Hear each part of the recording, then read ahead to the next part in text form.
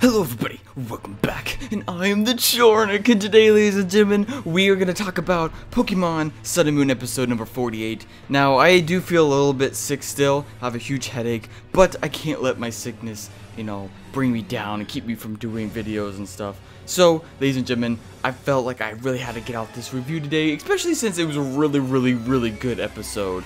And we also got a lot of information today about the games that is people kind of going crazy about with the whole Team Rainbow Rocket, whatever that's about, you know what I'm saying? Where they have bringing all the past villains into Ultra Sun and Ultra Moon. That's going to be some pretty crazy stuff right there. But we'll talk about that probably in a separate video, perhaps like in later today or tomorrow. We'll release another video about that. But for right now, we're talking about today's episode.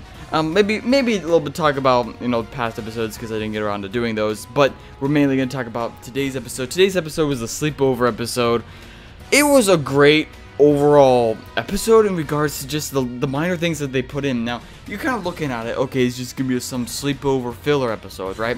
Well, they have put a lot of continuity stuff, like Professor Oak, when Sophocles was turning on the TV and listening to Professor Oak, but then Kiawe later on changes it to the baseball game, where they actually had that baseball character, the famous baseball player that we had back in the baseball episode, he was actually playing. Like, the fact that they had that, like, the continuity, like, they're actually bringing that character back, and we're seeing him on TV at the sleepover, like, stuff like that is what makes Sun and Moon so awesome, and is still making it so awesome. Like, honestly, the writers have not slacked off at all. They're actually on top of their game more than ever, especially with these filler kind of episodes. I mean, still, it was kind of a development episode for Lily too, because she was thinking a lot about her mom and her relationship with her mom, and hearing all the other companions talk about their parents and stuff, and Lily's just kind of sitting there just pondering about her mother.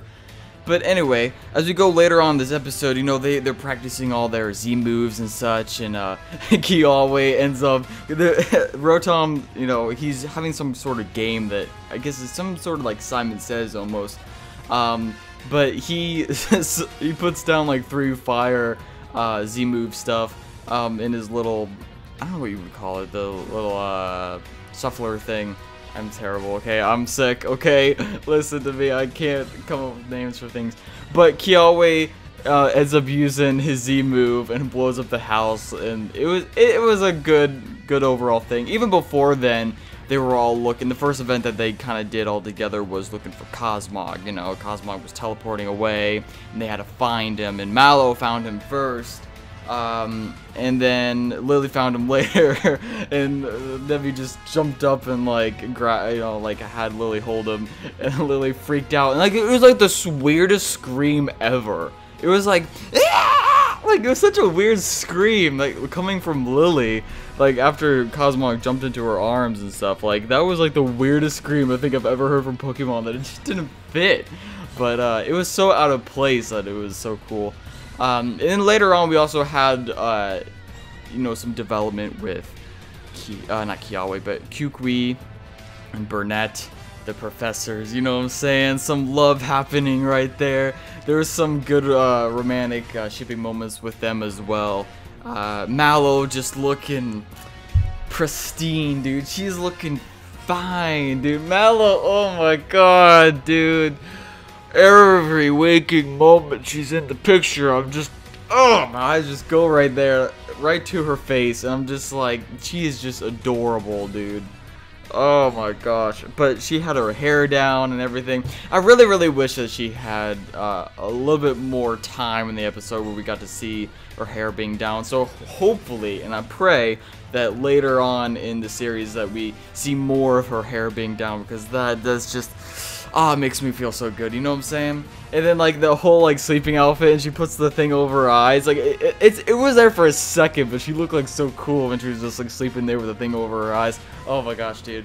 Oh, Mal is so adorable, dude. I can't take it. Anyway, this sleepover episode was just brilliant. I love Sun and Moon. I love the writers, like, I mean, the overwhelming... Okay, the fact is, Sun and Moon, the only thing I don't like about the Pokemon anime is that it's still designed in a way that Ash just won't go anywhere. But the episodes are so good in their own right that it's just it's hard. It's so hard to say whether I really enjoy Pokemon in the broad scheme of things. Like knowing that it's just not gonna end. Like it's not gonna end, but it's Ash won't get anything. Like he won't go anywhere in the broad scheme of things. But the individual episodes and the individual plots are just so good that it's just like I have all these mixed feelings about Pokemon in general, but it's just kind of like this episode and Pikachu rolling on the floor after it being cleaned, like if you guys know what I'm talking about, after Kiawe messed up the house, like, and Pikachu, that was just, I don't know why, but I love that moment so much. Pikachu just rolling on the floor because it was so clean, and like, just little stuff like that, it's just, you have to love it. You love Sun and Moon, like, I love it so much. It's like the littlest moments, dude. Oh, we have even the great games coming out November 17th. At first, I thought these Ultra Sun and Ultra Moon games were gonna be just rip-offs. They're just adding a few different elements just to get some extra cash.